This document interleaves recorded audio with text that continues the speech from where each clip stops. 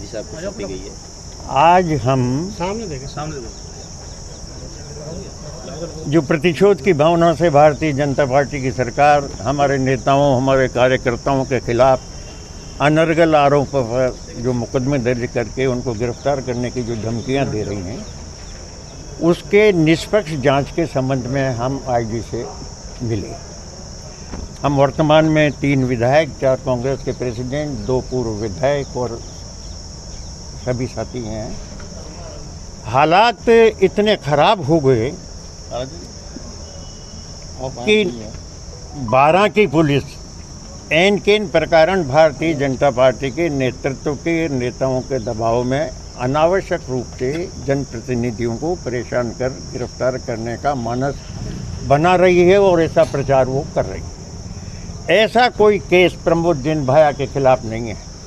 जितने भी केसेज हैं, कुल 15 केसेज हैं, ऐसा कोई केस आप भी अगर एफआईआर पढ़ोगे, जो तथ्यात्मक प्रतिवेदन है वो हम आपको उसकी एक कॉपी दे देंगे, किसी भी केस में किसी भी प्रकार की रिलेवेंसी उसको नहीं। जो केसेज आम तौर पर बड़े से बड़े केसेज भी पहले परिवेदना लेकर के एफआईआर दर्ज होती है, बरसों तक और महीनों तक परिवेदना पड़ी रहती है, लेकिन ये ऐसे छोटे छोटे केस भी ऐसे हैं कि जिसमें परिवेदना तो दूर लेकिन तत्काल प्रभाव से एफआईआर दर्ज हुई।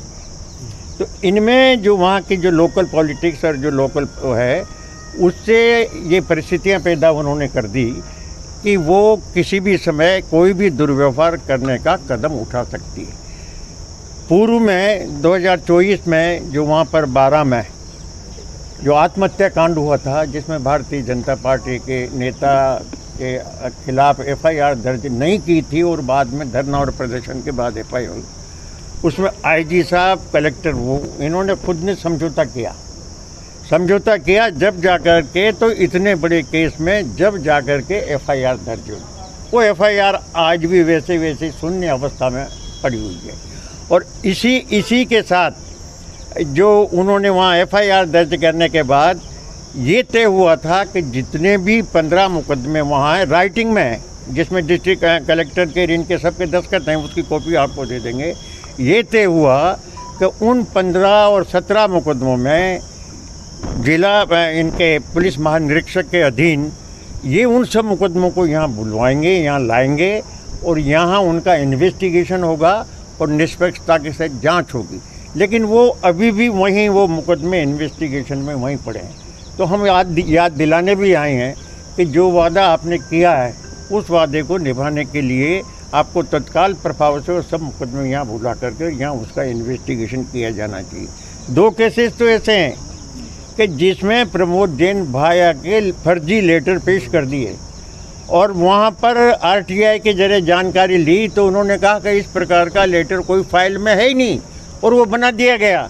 उसकी एफआईआर दर्ज कराने के लिए प्रमोद जैन भाया गया।